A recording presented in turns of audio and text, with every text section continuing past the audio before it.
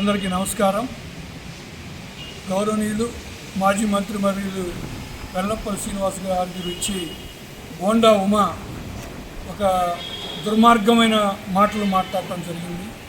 ఇప్పుడు బోండా ఉమా తెలుగుదేశం వాళ్ళ దగ్గర మంచి అనిపించుకోవాలని చెప్పి మొన్న ఈ మధ్య చూసాం, షోకాజ్ నోటీస్ ఇస్తున్నారు అది ఇదని. వాళ్ళ దగ్గర మొప్పు మొనటానికి మా ఆర్యవైశ్యుల్లో ఒక ధైర్యం ఉన్నటువంటి ఎల్లంపల్లి సీనన్నని ఈ విధంగా మీరు మాట్లాడటం ఒక దుర్మార్గమైన చర్య, హేయమైన చర్య. బోండా ఉమా, నువ్వు అనుకుంటున్నావేమో మేము ఒక్క పిలిపిస్తే 10,000 మందిని ఇంటి చూడతారు ఆర్యవైశ్యులు నువ్వు తక్కువ అంచనా వేస్తున్నావేమో, నీ ఇష్టం. ఇదివరకు విజయవాడలో ఒక ఆర్యవైశ్యుని కూడా కొట్టించావు. మీరు ఏమనుకుంటున్నారో, వయసులు అంటే మీకు చిన్న చూపు ఉందేమో. రానున్న రోజుల్లో ఆర్యవైశ్యులు ఏంటో మీకు బుద్ధి చూపించే రోజు దగ్గరలో ఉంది. నువ్వు కనుక ఇంకొకసారి ఇదే విధంగా ప్రవర్తిస్తే నీ ఇంటికి చుట్టుముట్టమని ఆర్యవైశ్యులకు పిలిపిస్తాను. ఖచ్చితంగా 10,000 మంది ఆర్యవైశ్యులను ఇంటి చుట్టుముట్టే పరిస్థితి ఉంటుంది. జాగ్రత్తగా ఎల్లంపల్లిని గౌరవించి మాట్లాడే అవసరం నీకుంది.